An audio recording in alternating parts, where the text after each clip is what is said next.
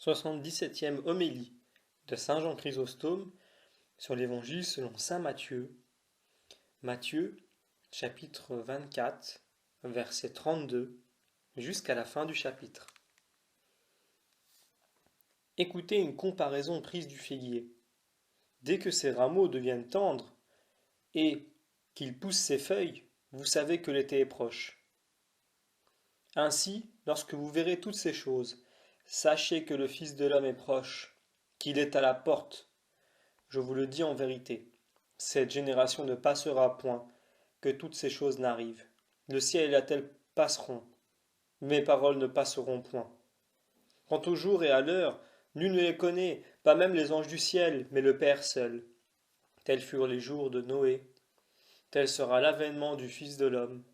Car dans les jours qui précédèrent le déluge, les hommes mangeaient et buvaient, se mariaient et mariaient leurs filles, jusqu'au jour où Noé entra dans l'arche. Et ils ne surent rien jusqu'à ce que le déluge survint, qui les emporta tous. Ainsi en sera-t-il à l'avènement du Fils de l'homme. Alors, de deux hommes qui seront dans un champ, l'un sera pris, l'autre laissé. De deux femmes qui seront à moudre à la meule, l'une sera prise, l'autre laissée. Veillez donc, puisque vous ne savez à quel moment votre Seigneur doit venir. Sachez-le bien. Si le père de famille savait à quelle heure le voleur doit venir, il veillerait et ne laisserait pas percer sa maison. Tenez-vous donc prêts, vous aussi, car le Fils de l'homme viendra à l'heure où vous n'y penserez pas. Quel est donc le serviteur fidèle et prudent que son maître a établi sur les gens de sa maison pour leur distribuer la nourriture en son temps? Heureux ce serviteur que son maître, à son retour, trouvera agissant ainsi. En vérité, je vous le dis, il l'établira sur tous ses biens. Mais si c'est un méchant serviteur et que, disant en lui-même, mon maître tarde à venir, il se mette à battre ses compagnons, à manger et à boire avec des gens adonnés au vin, le maître de ce serviteur viendra le jour où il ne l'attend pas, et à l'heure qu'il ne sait pas, et il le fera déchirer de coups, et lui assignera son lot avec les hypocrites. C'est là qu'il y aura des pleurs et des grincements de dents. Parole du Seigneur.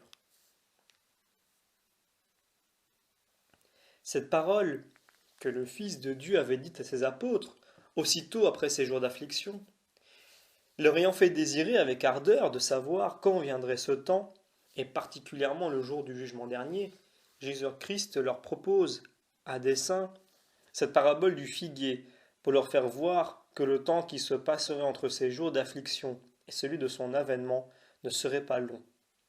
Il leur apprend cette vérité, non seulement par la parabole qu'il leur propose, mais encore plus par ces paroles suivantes. Sachez qu'il est à la porte. Mais il faut remarquer dans cet exemple du figuier qu'il prédit à ses élus que ce jour leur sera comme le commencement d'un printemps et d'un été spirituel qui succédera à l'hiver si pénible de ce monde, et qu'il menace au contraire les réprouvés de toutes les horreurs d'un hiver dont l'éternité malheureuse suivra la beauté si courte et si trompeuse de l'été de cette vie. Mais le Fils de Dieu n'apporte pas cette comparaison du figuier seulement pour marquer cet intervalle qui se passerait entre les mots qu'il prédit et le jour de son jugement. Il pouvait le faire d'une autre manière. Il veut encore nous faire voir combien ce qu'il dit était véritable en marquant qu'il arriverait aussi infailliblement que l'été arrive quand le figuier commence à fleurir. Nous l'avons déjà vu ailleurs lorsqu'il veut nous assurer qu'une chose doit certainement arriver. Il se sert toujours des comparaisons prises de la nature, dont le cours est réglé par un ordre stable qui ne manque jamais. L'apôtre saint Paul a souvent imité cette conduite. Et comme Jésus-Christ, en parlant de la résurrection, use de cette comparaison, si le grain de froment ne meurt après qu'il est tombé dans terre, il demeure seul, mais s'il meurt, il apporte beaucoup de fruits. Jean chapitre 12. Saint Paul, aussi, écrivant aux Corinthiens, se sert du même exemple. Insensé que vous êtes, ce que vous sommez ne reçoit point de vie s'il ne meurt. 1 Corinthiens chapitre 15. Mais pour empêcher ses disciples de lui demander quand ces choses arriveraient, il les prévient de la sorte. Je vous dis en vérité que cette génération ne passera point que toutes ces choses ne soient accomplies. verset 34. Ils rappellent dans leur mémoire tout ce qu'il vient de leur dire. Car qu'entend-il par toutes ces choses, sinon les guerres de Jérusalem, la famine, la peste, les tremblements de terre, les faux Christ et les faux prophètes, la prédication de l'Évangile dans tout le monde, les séditions, les troubles et toutes les autres choses qui doivent arriver avant que Jésus-Christ vienne juger le monde. Par cette génération, il n'entend pas ceux qui vivaient alors, mais les fidèles qui croyaient en lui. Car on voit dans l'Écriture qu'on donne ce nom de génération non seulement à une certaine durée de temps, mais encore à une certaine forme de vie. C'est en ce sens qu'il est dit, c'est là la génération de ceux qui cherchent le Seigneur, au psaume chapitre 14. C'est donc Jésus-Christ, comme donc Jésus-Christ avait dit auparavant, il faut que tout cela arrive, et néanmoins cet évangile sera prêché partout. Il confirme encore cela par ce qu'il dit maintenant, savoir que toutes ces choses arriveront et que néanmoins la génération de ses fidèles ne passera pas, parce qu'elle ne pourra être ébranlée par aucun des mots qu'il a prédits. Jérusalem sera ruinée de fond en comble presque, toute la nation des Juifs sera éteinte, mais rien ne pourra nuire aux élus, ni la faim, ni la peste, ni les tremblements de terre, ni le trouble et les mouvements de la guerre, ni les faux Christ, ni les faux prophètes, ni les séducteurs, ni les trompeurs, ni les personnes scandaleuses, ni les faux frères, ni aucun autre mal semblable ne pourra les surmonter. Et pour les encourager encore davantage, il ajoute, le ciel et la terre passeront, mais mes paroles ne passeront point. Verset 35. Quelque solidité qui paraisse dans ces éléments, ils seront plutôt détruits, que mes paroles ne passeront. Si quelqu'un, mes frères, ne croit pas cette parole du Sauveur, qu'il considère tout le reste de ce qu'il a dit, et s'il le trouve véritable, qu'il juge de l'avenir par le passé, qu'il examine ce que Jésus-Christ a prédit, et l'événement des moindres circonstances qu'il a marquées l'assurera de la vérité de cette dernière prédiction. Il nomme particulièrement le ciel et la terre, pour marquer que son Église serait plus stable que ces deux éléments, et pour montrer en même temps qu'il était le créateur de l'univers, comme il parlait si affirmativement de la consommation de toutes choses et qu'il était assez difficile de croire ses prophéties. Il rappelle à la pensée de ses disciples le ciel et la terre, afin que se souvenant de la puissance infinie avec laquelle il les avait créés autrefois, ils fussent plus aisément persuadés de la vérité de ces paroles.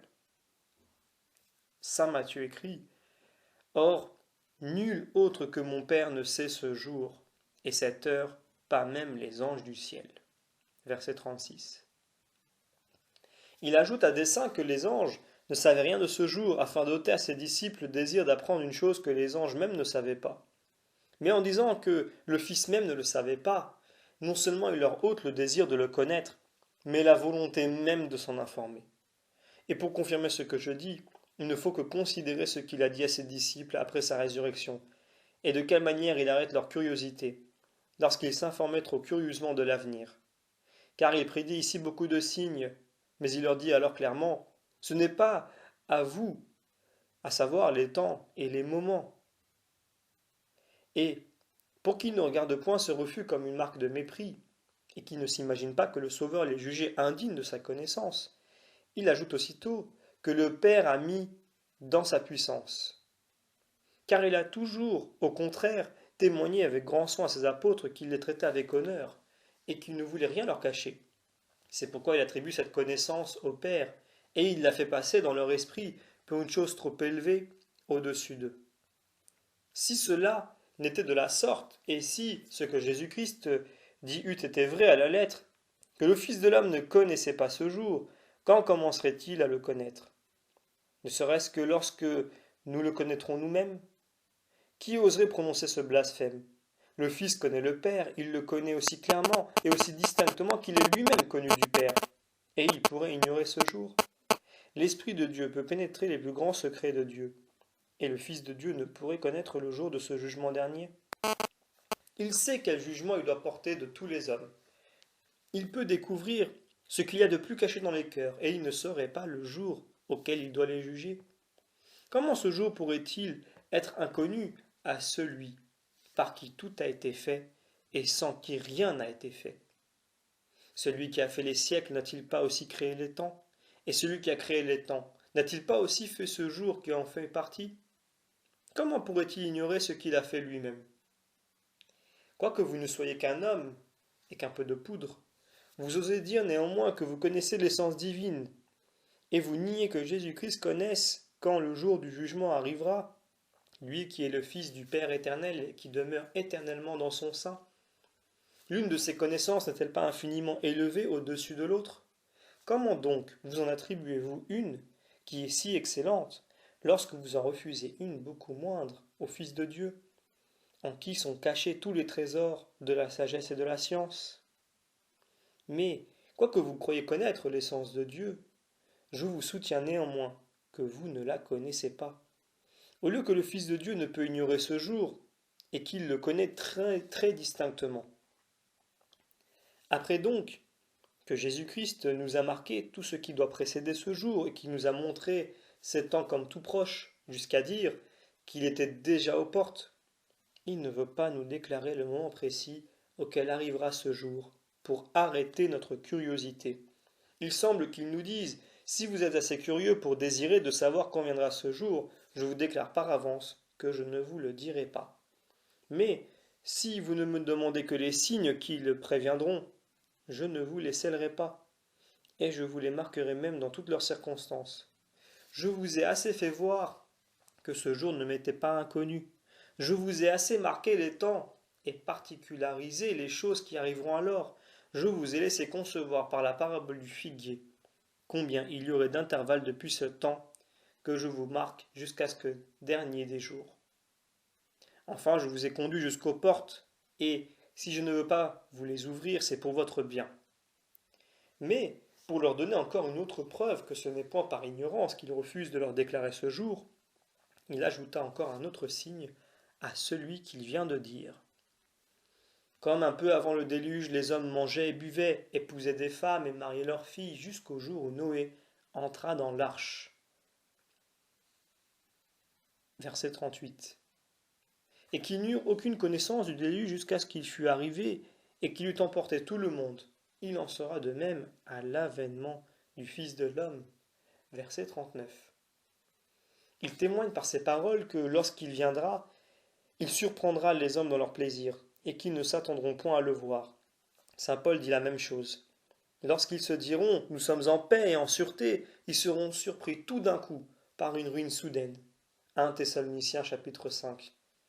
Et pour montrer encore mieux combien cette ruine serait inespérée, l'apôtre ajoute comme une femme grosse est surprise par les douleurs de l'enfantement. Mais comment peut-on allier ces deux choses si contraires? Et comment Jésus-Christ dit-il aussitôt après ces jours d'affliction? Puisque saint Paul, au contraire, dit que ce seront des jours de divertissement et de réjouissance. Comment peut-on accorder la paix et la sûreté avec les afflictions et les maux? Je réponds que les insensés regarderont ces temps comme des temps de paix et de toutes sortes de biens. C'est pourquoi saint Paul ne dit pas lorsqu'ils seront en paix et en sûreté, mais lorsqu'ils diront nous sommes en paix et en sûreté, se servant à dessein de cette expression pour nous marquer leur insensibilité, qui sera semblable à celle des hommes qui vivaient du temps de Noé, lesquels ne laissaient pas de passer leur vie dans les délices, quoique menacés de tant de maux. Mais les justes n'auront rien de cette dureté si insensible et de cette étrange frénésie, puisqu'ils passeront alors toute leur vie dans la douleur et l'amertume. Jésus-Christ nous apprend ici que lorsque l'Antéchrist viendra, les pécheurs et tous ceux qui auront désespéré de leur sein s'abandonneront à toutes sortes de plaisirs. Tout le monde sera plongé dans le luxe, dans les festins et la bonne chère. Et il cite un exemple qui a beaucoup rapport au sujet. Comme au temps de Noé, la vue même de l'arche qu'on bâtissait ne pouvait persuader les hommes que le déluge arriverait, et qu'ils ne laissaient pas de vivre toujours dans les délices, comme si Dieu ne les eût point menacés. De même, lorsque l'Antéchrist viendra et qu'il traînera avec lui l'horreur et l'effroi par une infinité de maux dont sa venue sera accompagnée, les hommes néanmoins n'en auront aucune crainte. Ils vivront dans une entière assurance, parce qu'ils seront possédés de leur plaisir comme d'une ivresse profonde qui leur ôtera tout le sentiment et toute l'appréhension de l'avenir. C'est ce qui fait dire à saint Paul que les hommes seront aussi surpris de ces malheurs, qu'elle est une femme grosse par les douleurs de l'enfantement. Mais pourquoi Jésus-Christ ne rapporte-t-il pas plutôt l'exemple des Sodomites que celui de Noé? C'est parce qu'il aimait mieux rapporter l'exemple d'un malheur général et universel, afin que les cœurs les plus endurcis et les plus incrédules en fussent étonnés, et qu'ils jugeassent par le passé de ce qu'ils devaient craindre pour l'avenir. Il marque aussi, en rapportant cet exemple, qu'il est l'auteur de l'Ancien Testament, et qu'il a fait tout ce qui est écrit. Et il dit ensuite des choses qui font assez voir qu'il ignore, pas quand viendra ce jour. À l'heure de deux qui seront dans un champ, l'un sera pris, l'autre laissé. De deux femmes qui moudront dans un moulin, l'une sera prise et l'autre laissée. Versets 40 et 41. Toutes ces circonstances, comme j'ai dit, font voir que Jésus-Christ n'ignorait pas quand viendrait le jour dont il parle, mais qu'il veut ôter aux apôtres le désir de s'en informer. Il connaît ce temps, puisqu'il le compare au jour de Noé. Il le connaît puisqu'il dit que de deux qui seront dans la campagne, l'un sera pris et l'autre laissé, montrant en outre par ces paroles qu'il surprendrait indubitablement le monde, et qu'il viendrait lorsque tous les hommes seraient dans la paix et dans le repos. Il dit aussi qu'il y en aurait deux dans le moulin, pour montrer encore le peu de crainte qu'on aurait de son dernier avènement.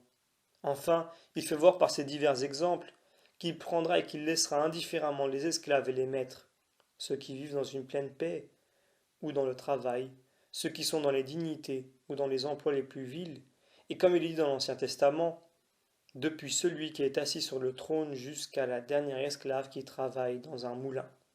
Exode chapitre 6, 11.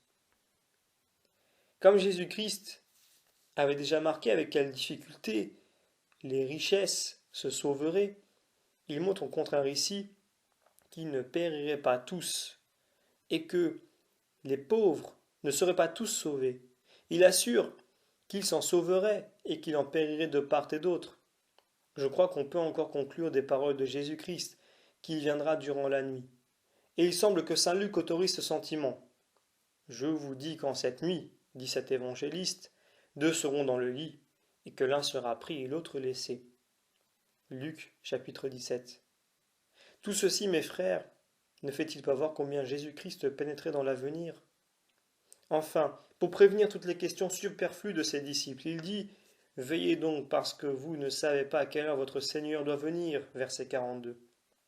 Il ne dit pas qu'il ne le sait point, mais que ses apôtres ne le savent pas. Vous ne savez pas à quelle heure votre Seigneur doit venir. Après les avoir insensiblement conduits jusqu'à l'heure, et comme au moment auquel son avènement doit arriver, et qu'il en aura parlé avec tant d'étendue, il quitte aussitôt ce sujet, et il les entretient d'autre chose, afin qu'ils se préparent, et qu'ils s'encouragent au combat. Veillez, leur dit-il, leur montrant que ce n'est que pour ce sujet qu'il leur scelle ce jour dont il leur parle. Saint Matthieu écrit, car sachez que si le père de famille était averti à quelle heure le voleur doit venir, il est certain qu'il veillerait, et qu'il ne laisserait pas percer sa maison. Vous donc aussi, soyez toujours prêts, parce que le Fils de l'homme viendra à l'heure que vous ne pensez pas. Versets 43 et 44. C'est donc pour cela même qu'il les avertit de veiller et de se tenir toujours prêts, parce qu'il viendra à l'heure qu'on ne l'attendra pas, afin qu'étant toujours comme en suspens et dans l'attente de ce jour, il s'applique à la pratique des vertus.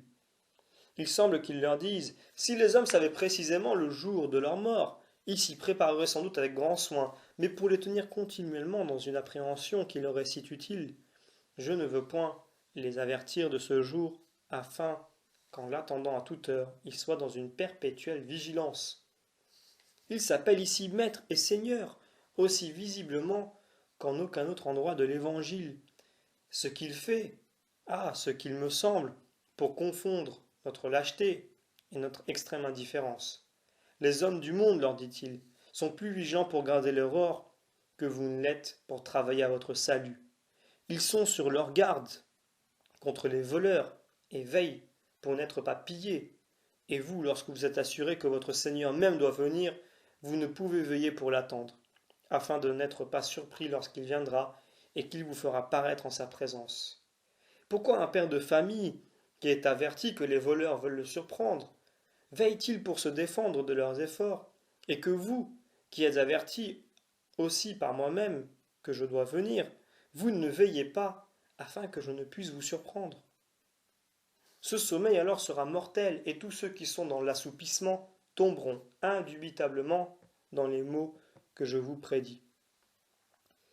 Après avoir parlé avec beaucoup d'étendue du jugement à venir, il adresse maintenant la parole aux docteurs et aux pasteurs de l'Église, et il leur marque quel supplice ils doivent craindre, ou quelle récompense ils doivent attendre. Il parle premièrement des bons, et il finit son discours en menaçant les méchants. Qui est le serviteur fidèle et prudent que son maître a établi sur tous ses serviteurs, afin qu'il leur distribue la nourriture autant qu'il faut? Heureux ce serviteur si son maître à son arrivée le trouve agissant ainsi. Versets 45 et 46. Croyez-vous, mes frères, qu'en parlant ainsi, qui est le serviteur, Jésus-Christ ignore en effet quel est-il?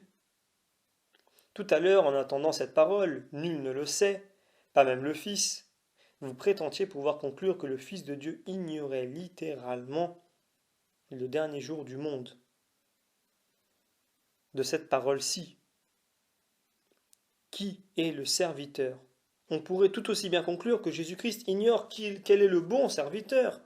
Direz-vous donc aussi que Jésus-Christ ne connaît pas qui est le serviteur prudent et fidèle? Je ne crois pas qu'il y ait personne d'assez déraisonnable pour oser le dire. On pouvait au moins se couvrir de quelques prétextes dans cette autre parole, mais dans celle-ci on ne le peut plus. Quoi donc?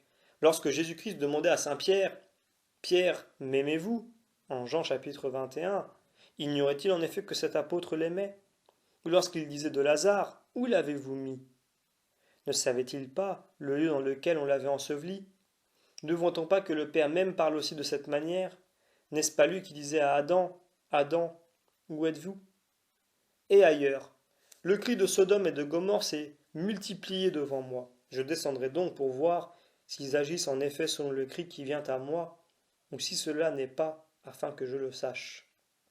Et ailleurs, peut-être qu'ils m'écouteront, peut-être qu'ils deviendront sages. Et dans l'Évangile, peut-être qu'ils n'auront quelque respect pour mon Fils.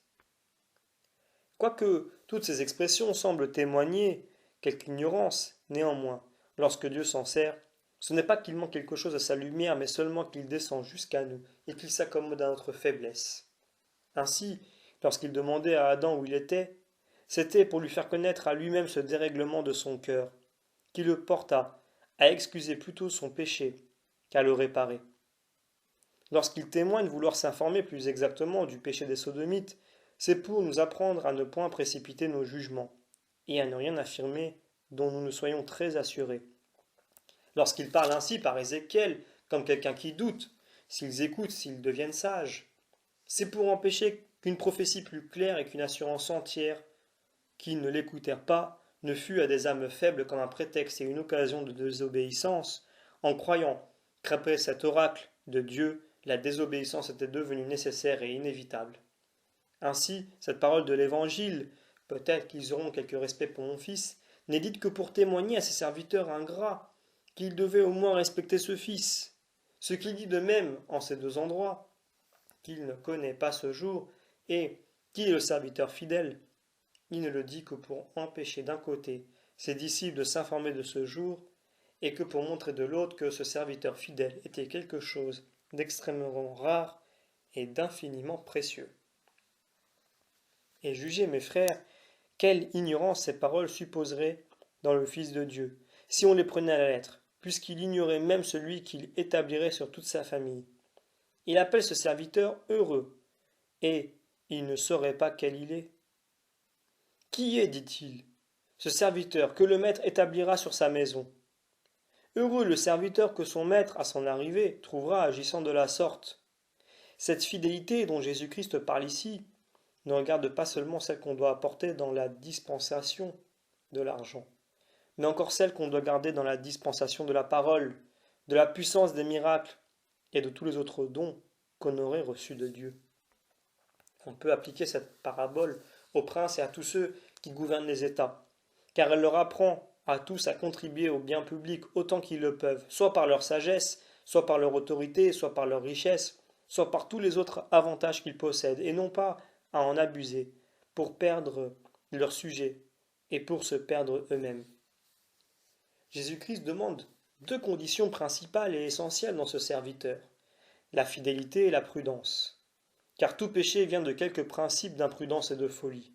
Il l'appelle fidèle parce qu'il ne s'attribue rien de tout ce qui appartient à son maître, et qu'il ne dissipe point indiscrètement son bien. Et il l'appelle prudent parce qu'il sait dispenser à propos ce qu'on lui a confié. Nous avons nécessairement besoin de ces deux qualités pour être de bons serviteurs, l'une de ne point usurper ce qui est à notre maître, et l'autre de dispenser sagement tout ce qui nous donne comme en dépôt. Si l'une de ces deux qualités nous manque, le défaut de l'une rend l'autre imparfaite. Car si la fidélité de ce serviteur se bornait à ne rien voler, et qu'il consuma cependant le bien de son maître dans des dépenses inutiles, il serait sans doute très coupable. Que si au contraire il ménageait cet argent, mais seulement à son avantage, et pour son propre intérêt, il mériterait encore d'être condamné. Écoutez donc ceci, vous tous qui êtes riches. Cette parabole ne regarde pas seulement les pasteurs et les docteurs de l'Église, elle regarde aussi les riches du monde, puisque c'est entre les mains de ces deux sortes de personnes que Dieu met en dépôt toutes ses richesses. Il donne aux premiers celles qui sont les plus importantes, et il en donne d'autres aux derniers, qui, quoique moindres, ne laissent pas d'être encore fort considérables.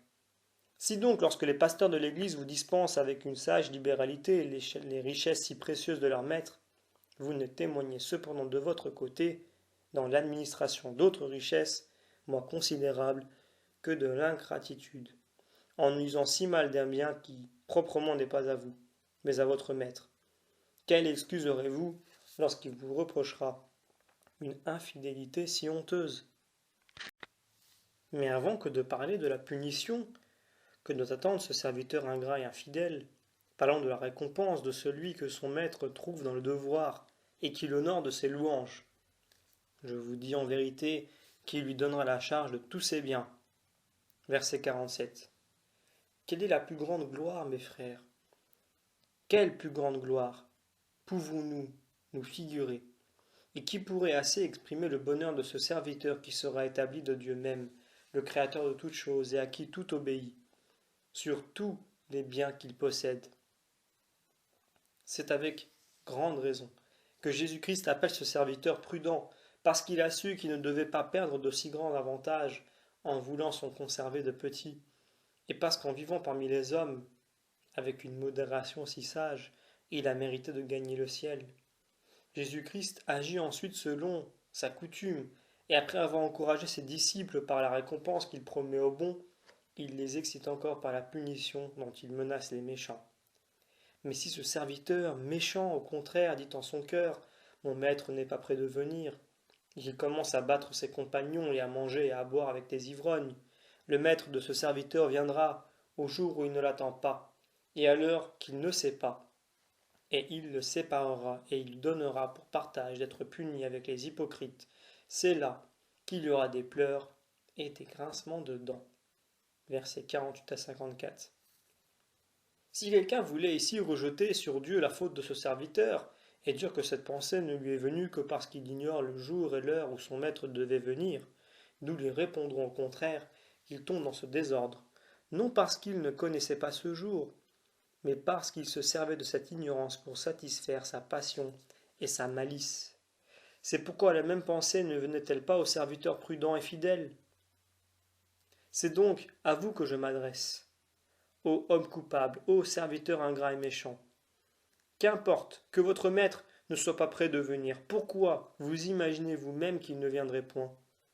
Et puisqu'il est certain qu'il doit venir, pourquoi ne vous préparez-vous pas à le recevoir?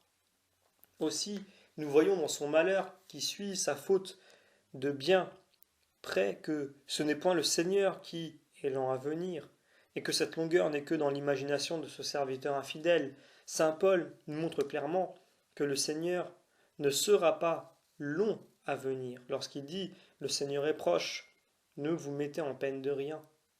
Et celui qui viendra, viendra, et il ne différera pas.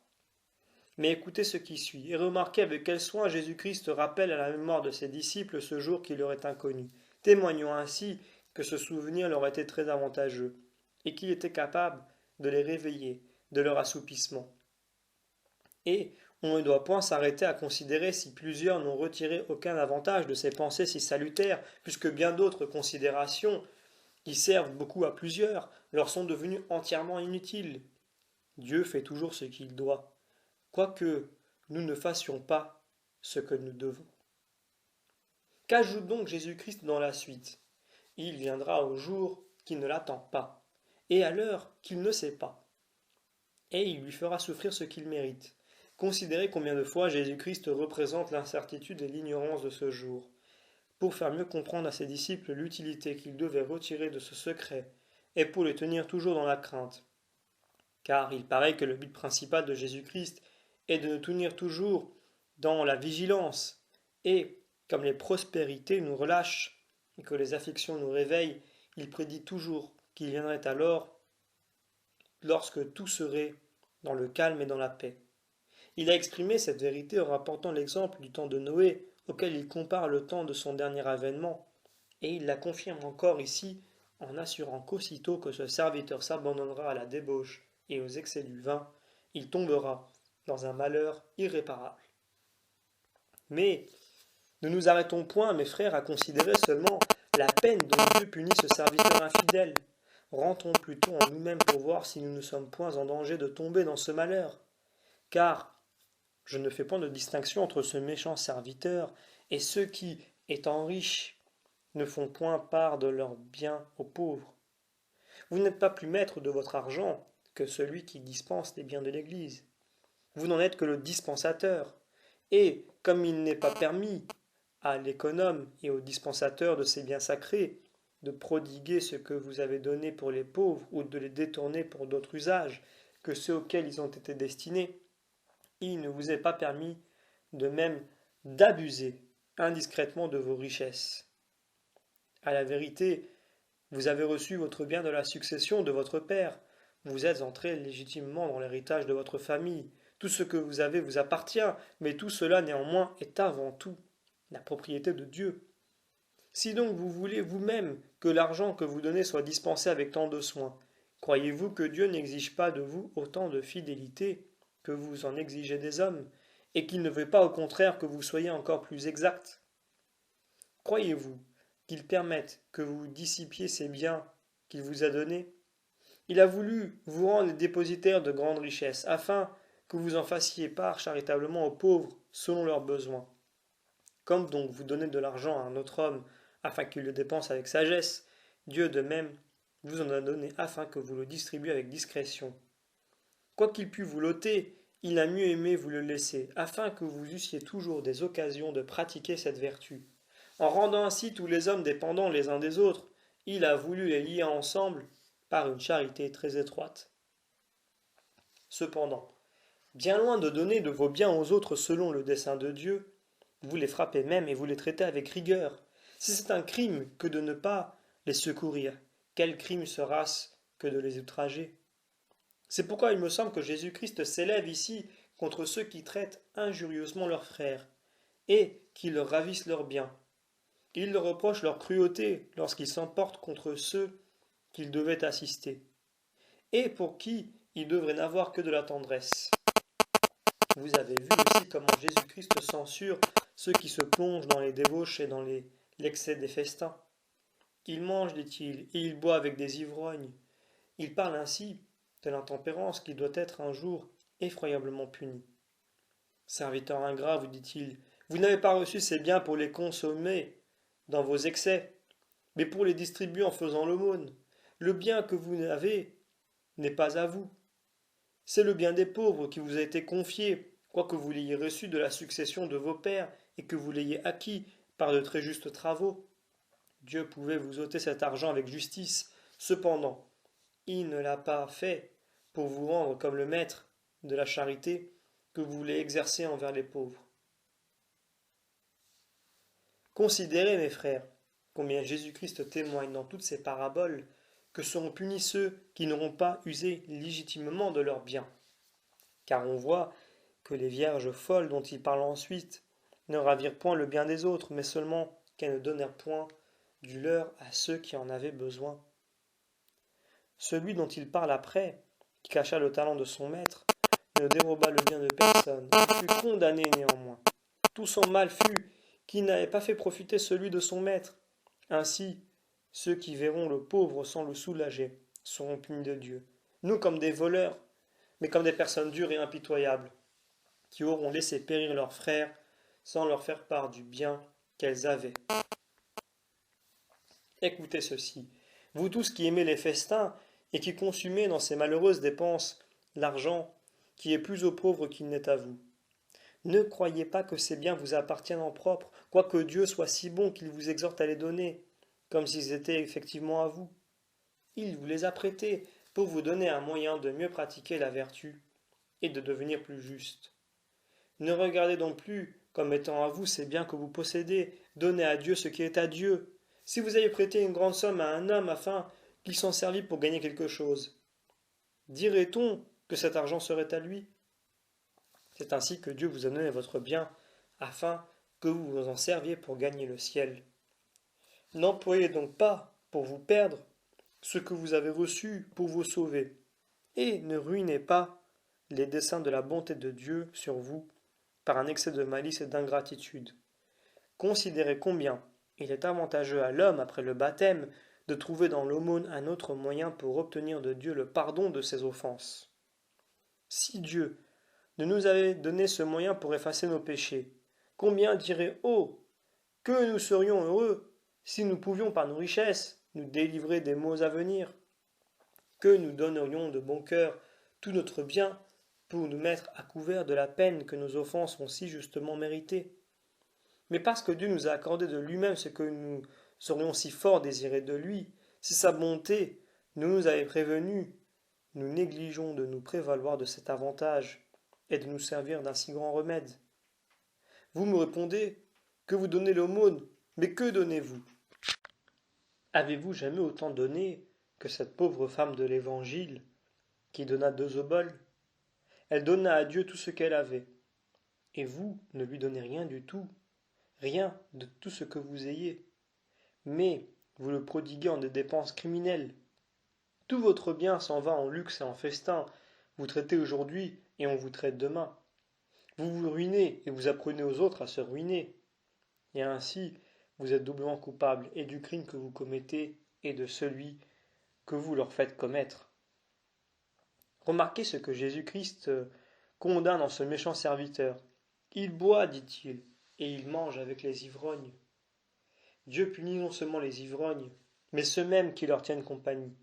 Et c'est certainement avec une grande injustice, puisqu'en se corrompant eux-mêmes, ils corrompent aussi leurs frères. Rien n'irrite Dieu davantage que cette indifférence avec laquelle on voit périr son prochain sans s'en mettre en peine. Et Jésus-Christ voulant marquer ici quelle est sa colère contre ce serviteur qui avait blessé la charité de la sorte, dit qu'il sera séparé et mis au rang des hypocrites. Il a déclaré aussi dans l'Évangile que l'aumône et la charité seraient la marque éternelle par laquelle on reconnaîtrait ses disciples, parce qu'il faut nécessairement que celui qui a de l'amour soit sensible à tout ce qui regarde le bien de celui qu'il aime.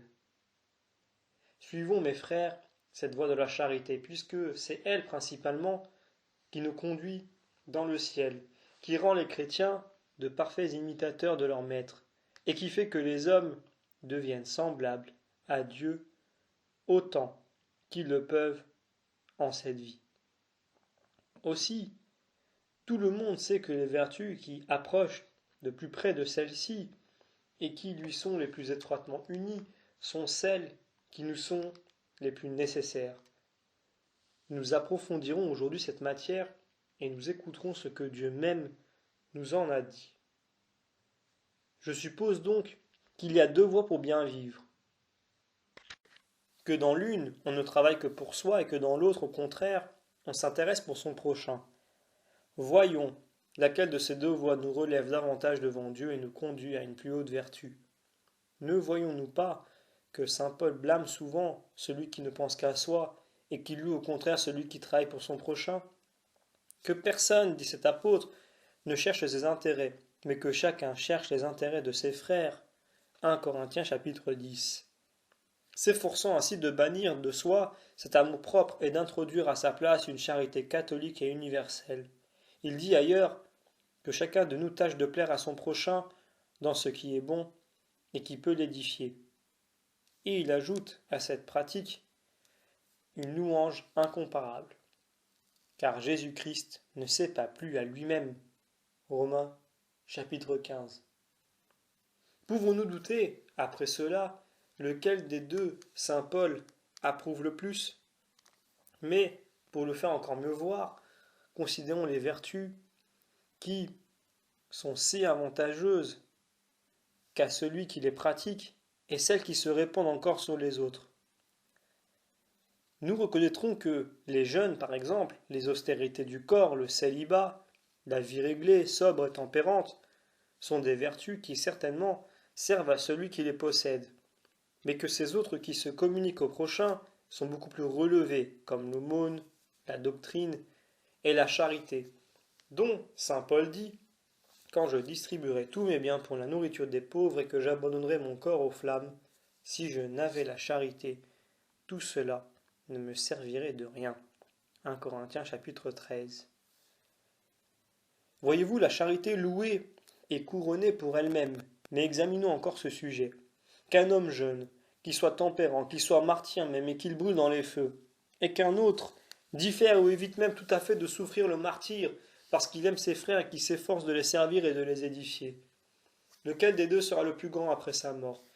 Il n'y a pas à délibérer longtemps sur ce point, puisque saint Paul dit clairement: je souhaite de mourir d'être avec Jésus-Christ, car ce qui m'est le plus avantageux, mais est encore nécessaire à cause de vous, que je demeure en ce monde. Philippiens chapitre 1. Ainsi, il préfère l'édification du prochain au bonheur d'être uni à Jésus-Christ dans le ciel, car le meilleur moyen d'être bien uni à Jésus-Christ, c'est de faire ce qu'il nous commande. Et son grand commandement, c'est celui par lequel il nous ordonne de nous aimer les uns les autres. Ne voyons-nous pas aussi que Jésus-Christ dit à saint Pierre: si vous m'aimez, paissez mes brebis. Jean chapitre 15. Et que par 3 diverses fois il lui dit que ce sera là la marque par laquelle il témoignera qu'il l'aime. On ne doit pas regarder ces paroles comme étant dites seulement pour les pasteurs de l'Église. Elles le sont pour chacun de nous, à qui Jésus-Christ n'a commis qu'un petit troupeau, mais qui, pour être petit, ne doit pas être négligé, puisque Jésus-Christ dit lui-même que son Père céleste y trouvera son plaisir et ses délices. Chacun de vous dans sa famille a quelques brebis, qu'il ait soin de les conduire et de les nourrir. Aussitôt qu'un père est levé du lit, qu'il ne pense à autre chose jusqu'au soir qu'à faire et à dire ce qu'il peut contribuer au bien et à l'avancement de sa famille, qu'une femme ait le même soin, il est bon qu'elle pense à son ménage, mais qu'elle s'applique encore davantage au salut de toute sa maison, et qu'elle ait soin que chacun se sauve et travaille à gagner le ciel. Si dans les choses séculières, nous avons soin de nous acquitter d'abord des droits publics et des taxes imposées par le prince, avant que de penser aux affaires domestiques et particulières, de peur qu'en négligeant ces premiers devoirs, nous encourions la sévérité de la loi avec la honte d'être tramés sur la place publique et mis en prison, combien est-il plus raisonnable, dans les choses spirituelles, de nous acquitter d'abord de celles qui regardent Dieu notre Créateur et le Roi commun de tous, de peur que le mépris que nous aurions pour ceux qui le regardent ne le porte à nous jeter dans ces lieux horribles, où il n'y aura que des pleurs et des grincements de dents. Appliquons-nous donc toujours à ces vertus qui nous sont si salutaires à nous-mêmes et qui sont en même temps si avantageuses à nos frères. Pratiquons l'aumône et ensuite la prière. Nous voyons même dans l'Écriture que la prière tire sa force de l'aumône et qu'elle lui donne comme des ailes. Vos aumônes, dit l'ange dans les Actes, et vos prières sont montées devant le trône de Dieu. Actes chapitre 10. L'aumône ne donne pas seulement de la force à la prière, elle en donne même au jeûne. Si vous jeûnez sans faire l'aumône, Dieu n'agréera pas votre jeûne. Il regardera avec plus d'horreur que les excès de ceux qui s'enivrent et qui se remplissent de viande, et il en aura d'autant plus d'aversion que la cruauté est encore plus détestable à ses yeux que les débauches. Mais, que dis-je?